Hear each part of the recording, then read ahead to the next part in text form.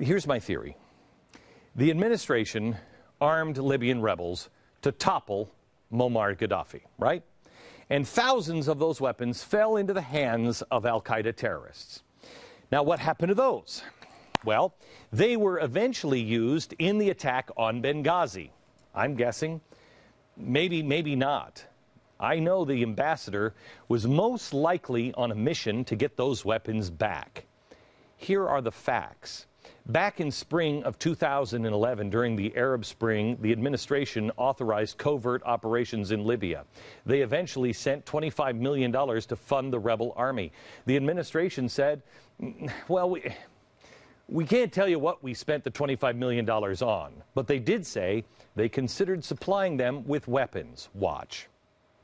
Well, if you're making a determination whether to supply them with arms or not, what are the arguments for not supplying them with arms? Well, I think the president said very clearly in one of his interviews yesterday evening that he's not taking anything off the table. I mean, he's not ruling something in or ruling something out in terms of lethal assistance to the opposition. He's not going to take anything off the table. Now, hear me out on this one. Okay. They didn't have to tell. They didn't have to tell us, okay? Because we saw Hillary Clinton. Do you remember when she gloated? Watch this. This is great. Remember this? We came, we saw, he died. Oh, that is so funny. I love it when we take the death of somebody so lightly. We didn't go in and kill Gaddafi with peanut butter and jelly Sammies. ABC News reported that tens of thousands of powerful weapons went missing during the Libya. Sorry. These things happen. This is a professional program. I don't know why. ABC News reported that thousands of weapons, really powerful weapons, went missing during the Libyan uprising, and they may have fallen in the hands of terrorists. Now, here's what one of the terrorists said in a statement. As for our benefiting from the Libyan weapons, easier this way. This is a natural thing in these kinds of circumstances. So what has the president been doing? What has the White House been doing? What is the ambassador doing? We have been scrambling behind the scenes to get the weapons back. I believe that's what our ambassador was doing. And one of the deals or the meetings or whatever went bad. He wasn't at a consulate or an embassy. He was at a safe house, which obviously wasn't really safe. The guys who died with him, that was their job. They were CIA guys looking for the weapons. When you look at the administration's explanation, you can understand why they so desperately wanted to blame this on a YouTube video. They need you not to know that this was the work of al-Qaeda, because imagine for a moment how bad it would look for the President of the United States if the ambassador of the United States and 3 other U.S. officials were killed by terrorists with weapons supplied to them by President Obama. That'd be pretty bad, wouldn't it? Or if they were just killed trying to get the weapons back that we gave them. It makes Fast and Furious look like a Saturday morning cartoon. And I don't buy it for a second that this never made it to Obama's desk. And they have 60,000 people to watch over. So individual security concerns never make it to the president. The video had to have. I would think that the president would have kind of a special interest in Libya. Let's not forget why he started an unauthorized war with Libya, Operation Odyssey Dawn, in the first place, as he said. And values are at stake.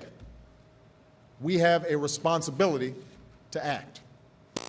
We knew that if we waited one more day, Benghazi, a city nearly the size of Charlotte, could suffer a massacre that would have reverberated across the region and stained. If we would have waited one more day, he knows that. He flipped on Libya. He tore it open, tore it into pieces, and now we're told to believe that he had no earthly idea what was happening with security there. He just stopped caring. This is either a lie or gross incompetence. And if the press allows him to get away with this, what will stop him from doing it again? Oh, I know, nothing. What is to stop more ambassadors and U.S. personnel from dying? Nothing. And it may already be too late. Here's where it goes from here. Joe Biden bragged at the VP debate that they are still assisting Syrian rebel opposition forces they believe deserve the help. So after Assad goes, Biden assures us that he will go. But both the Washington Post and the New York Times are now reporting most of the arms shipped sent at the behest of Saudi Arabia and Qatar to supply Syrian rebel groups fighting the government of Bashar al-Assad. You ready? Are going to hardline Islamic jihadists and not the more secular opposition groups that the West wants to bolster. Gee, that's a problem. How are they possibly falling into the wrong hands? How's that possible? The New York Times unwittingly provides the answer in another article back in June. Quote, the weapons, including automatic rifles and rocket-propelled grenades, ammunition, and some anti-tank weapons, are being funneled mostly across the Turkish border by way of a shadowy network of intermediaries, including Syria's Muslim Brotherhood, and paid for by Turkey, Saudi Arabia, and Qatar. We are funneling weapons through the Muslim Brotherhood, and we are trusting them to get the weapons to the good guys. America, wake your neighbors up. America tried this limited from a distant version of war in Libya, and he ended up arming al-Qaeda with thousands of weapons. And now he's trying it again with Syria, and it is happening all over again. And now we are sending troops to the Jordanian border just in case things get out of hand. Let's see. There's 25,000 people dead and fighting in Syria. You think it could get out of hand? Why would we bother even sending troops into harm's way again? To help Jordan? Really? Totally unrelated. The Muslim Brotherhood has just forced the president of Jordan to disband the government. If they refused, they threatened to riot and overthrow the government. So who's running Jordan now? Who are we really helping? Who's been at the White House over and over again? Oh, I know, the Muslim Brotherhood. The answer to all of the questions always lead to Obama and the Muslim Brotherhood. In a totally unrelated story, the Muslim Brotherhood's top leadership in Egypt has now called for a holy jihad against Israel. And Mr. Gutsy Call, I don't know, what should I do? Should I kill Osama bin Laden or not? What should I do? Mr. Gutsy Call is deciding now whether or not to distance the administration from the Muslim Brotherhood. Oh, which to do, which to do. He has to think on this one. The administration is on the wrong side almost every single time. And strong language coming your way, but it is true, and there is no other way to read it. They are aiding and abetting and comforting and now arming the enemies of the United States, period. If someone in the media would like to grow a spine and actually begin to tell the truth on this, we might have a chance to save the republic.